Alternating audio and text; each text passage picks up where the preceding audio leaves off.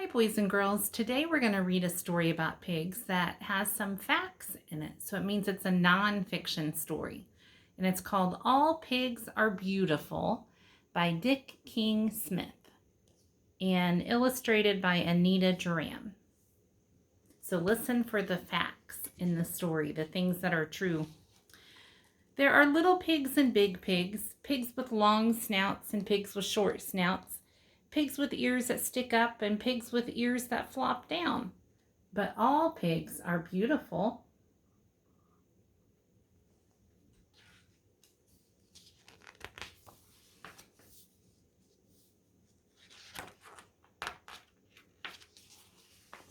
I love pigs. I don't care if they're little pigs or big pigs, with long snouts or short snouts, with ears that stick up or ears that flop down.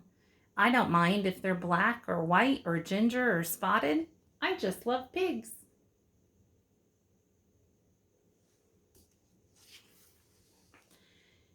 If you really twisted my arm and said you have to have a favorite kind of pig, what is it? Then I might have to say a black and white, spotted, medium-snouted, flop-eared pig that comes from Gloucestershire. Though all the pigs I've ever owned, my one particular favorite was a boar named Monty, who was a large white. A male breeding pig is called a boar. The luckiest pigs, like Monty, live outside.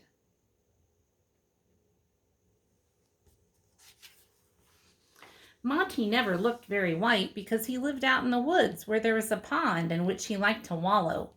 But he looked very large, and he was. A good coating of mud protects a pig from sunburn. I bought him as a youngster, but when he was full grown, he weighed 600 pounds.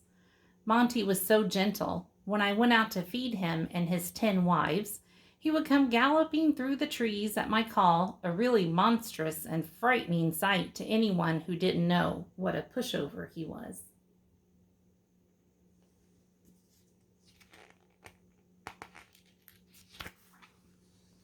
What he really loved once he finished his slop was to be scratched on the top of his head between his big ears, and it always affected him in the same way.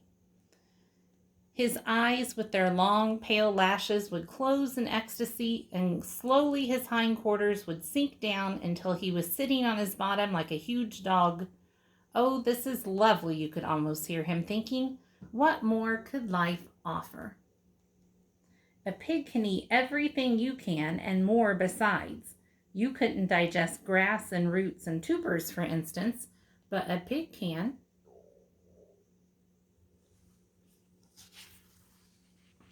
Most pigs aren't so fussy. Just having their backs scratched is enough for them. They squirm with pleasure. And of course you have to talk to them. Pigs, like people, enjoy a good talk, so don't just stand there saying nothing. Piggy, piggy, piggy will do if you don't happen to know the pig's name. Pigs have a very keen sense of smell. They can smell food even when it's buried underground.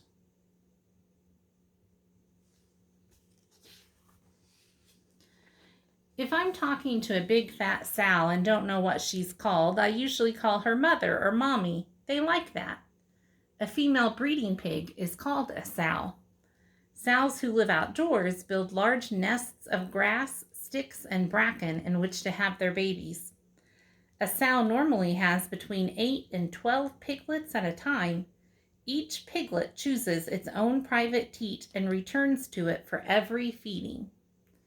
Sows spend their lives having babies, lots of them, and they take as good a care of them as your mom does of you. Well, almost. Trouble is, newborn piglets are so small that sometimes the sow lies down and squashes one. Your mother would never do that to you, I hope.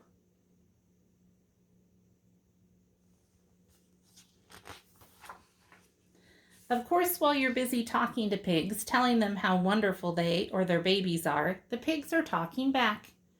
Those who don't know much about them just hear grunts and squeaks.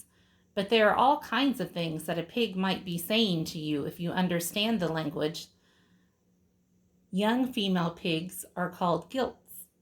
As you see, pigs have cloven hoofs. They walk on their third and fourth toes. If you understood the language, such as, "How kind of you to admire my children," or "Scratch a little harder, please, up a little to the left, down a little, yes, that's it," or "Well, actually, no, you're not the first person to call me beautiful," or "This food is really excellent, yum, yum, thanks a lot." Once a sow has been mated, the farmer expects her piglets to be born 3 months, 3 weeks, and 3 days later.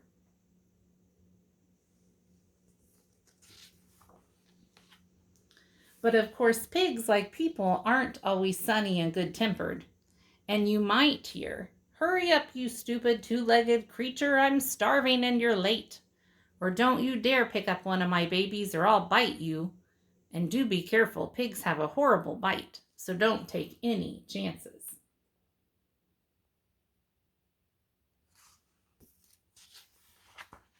Pigs can be stubborn like people, which makes them difficult to herd. Means gather together.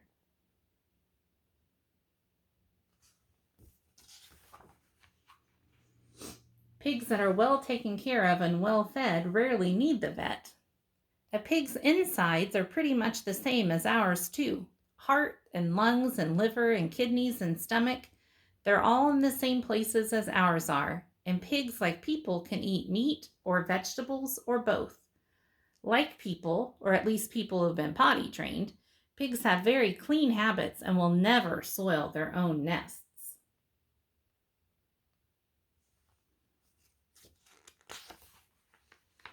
Have you noticed how often I've said that pigs are like people? That's one of the reasons I like them so much. There's one big difference though. People can be good looking or just ordinary looking or plain ugly, but all pigs are beautiful.